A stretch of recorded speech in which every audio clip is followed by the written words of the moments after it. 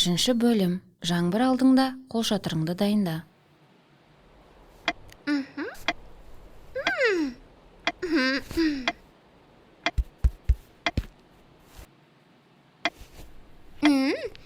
Енді мектепте маған ешқандай бактерия жақындай алмайды. Ешқандай. Мен жаңбыр жаумай тұрып қол шатырымды да дайындап қойдым. Сен жаңбыр жауып жатыр деп ойлайсың ба?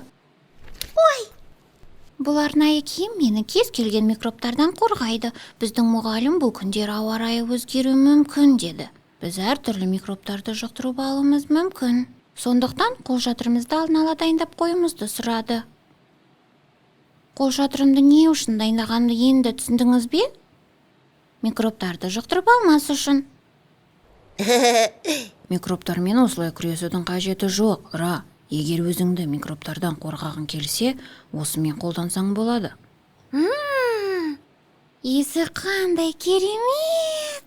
Бұл мускустың иісі. Мускустың? Бұл Расулалланың ең сүйікті иісі. Мен қазір жуынамын. Ей!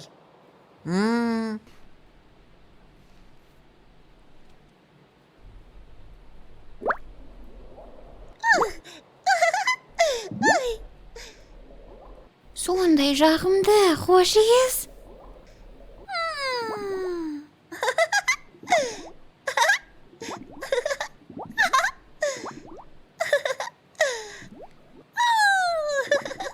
Тазалық!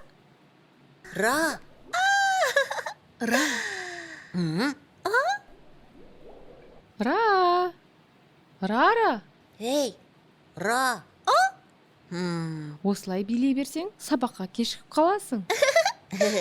Түсіндің бе? Сондықтан сен әрқашан таза болып жүруің керек. Әрқашан тазалықты сақта, сонда Алла сені жақсы көреді.